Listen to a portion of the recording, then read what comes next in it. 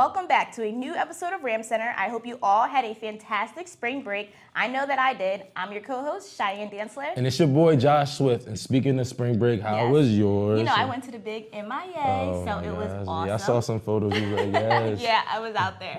How was your break? I had to make some money. You know, that's most important. Yeah. I know you need some. I need but some in my pocket. Let me know. ASAP. But let's talk about the tennis team. They had a rough weekend, the men's did. And during spring break, they suffered 3 losses this week to Eckerd College, Grand Valley State, and Southeastern University, which was this past Friday. That loss was a tough one because the Rams suffered a shutout, 9-0.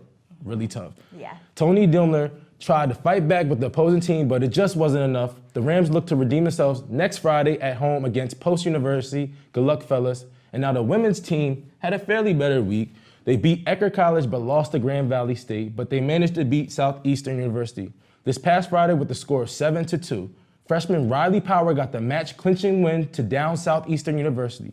So they have their next match next Friday as well with the boys too. So yes, we need to support them because we they're do. Starting off a little slow. But it's okay. I'm sure we'll make a comeback. Now, since our last episode, a lot has been going on with our basketball teams. Yes, it has. Starting with our men's team on March 2nd, Westchester won against PSAC East rival East Stroudsburg with a score of 81-73, which was the quarterfinals. Yes. This advanced Westchester to the semifinals, which also we have to thank Shippensburg for their win against Kutztown, which allowed the Golden Rams to host the 2016 PSAC tournament, which is huge. You're gonna see Hollinger was packed. I saw pictures. It was packed. It was.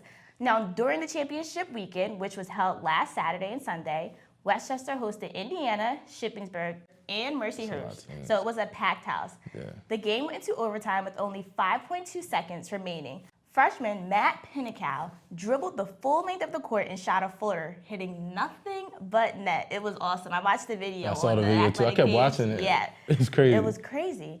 Now, Westchester at 1 point over IUP is how they ended the game, advancing Westchester to the championship game. Now, unfortunately, the next day, the team fell short with a score of 70-67, which that hurts. Now, that was the #1 defensive team in the nation, Mercyhurst. So, I mean, it was a tough game. It was a tough game. It was a good game, though. And to only be behind once, David did fine. Now, there was no time for the team to be down because later that night, the team awaited the NCAA tournament selection to find out where they seeded. Now, following the announcement, the team earned an at-large bid to the NCAA tournament, leading them to play Kutztown in a matchup in the Atlantic Regional. Now, sadly, the team was not able to overcome Kutztown in the first round of the tournament, but I mean, they played very well. And they had a great season, too. A great season. And they'll have the players still there because they're all still young. So exactly. I look forward to that. Yeah, definitely, especially Matt Pinnacow. Yeah, he's balling. Only a freshman. Now, over break, our women's basketball team traveled to California to take on Indiana in the semifinals of the PSAC tournament. Unfortunately, while inside Hammer Hall on the campus of California University, the team fell to Indiana with a score of 77-64. But their season was not over then. The team learned late Sunday night that they earned an at-large bid to the NCAA tournament and will be traveling to Virginia University to play in the first round of the Atlantic Regional. That's a lot of traveling. I know, they're just going everywhere. They went from California and then to Virginia. I know. They better not be tired. Yeah, that's how they spent their spring break. Now, unfortunately, the ladies saw their season come to a close in the first round of that tournament. Yeah, it's a lot. It was a lot going on. Both good seasons, though. You can't be mad, though. You can't be mad. You go away for 1 week and just so much happens. Yeah. But congratulations to both men and women's team on a great season. Also, special congrats to players Matt Wisely, Avery Brown, and Malik Jackson for all earning all PSAC East accolades. And Dallas Eli and Brittany Sikinski of our women's team for being named first team all PSAC East. Again, congratulations, everyone. But next, we're going to go to Samara with her Pro Sports segment. Samara? Peyton Manning officially announced his retirement on March 7th, leaving behind an illustrious 18-year career in the NFL. The two-time Super Bowl champion and Super Bowl 41 MVP was a 14-time Pro Bowler and 5-time AP NFL MVP, which is the most in NFL history.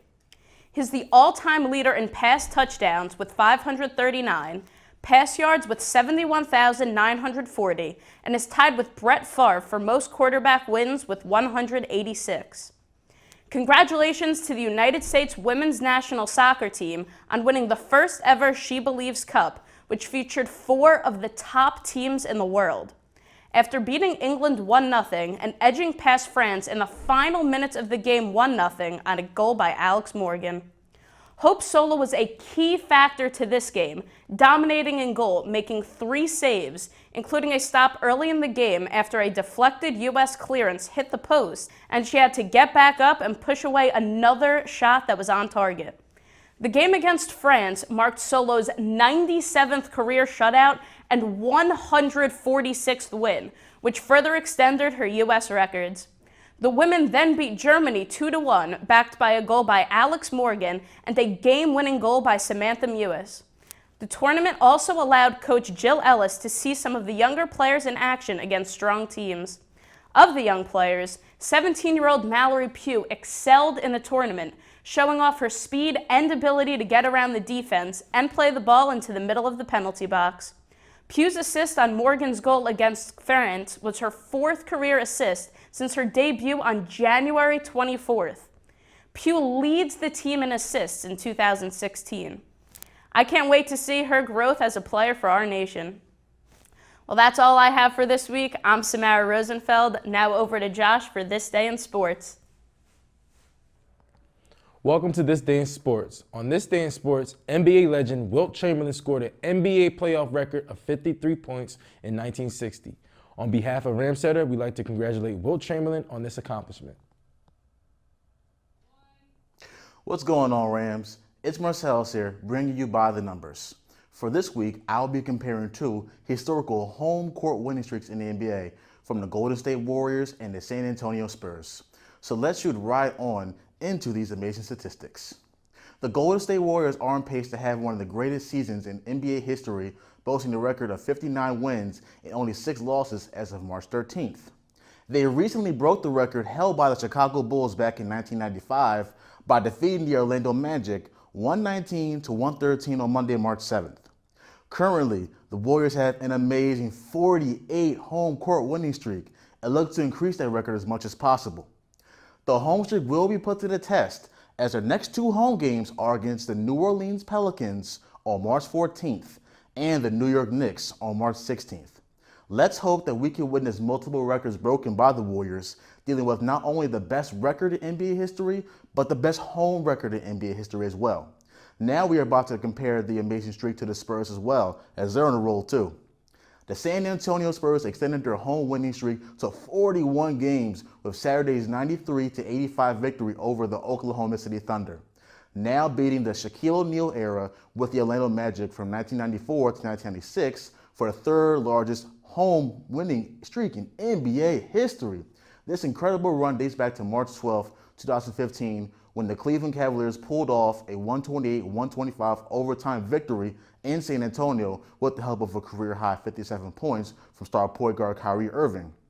It won't be an easy task by any means, with those 3 games coming up are against the Los Angeles Clippers, the Portland Trail Blazers, and finally, the Warriors themselves. Well, this is all the time I have for By the Numbers. My name is Marcellus, and make sure y'all stay tuned to Roger Ramsden each week for all of your sports needs. Now, let's throw it back to Josh and Cyan in the studio.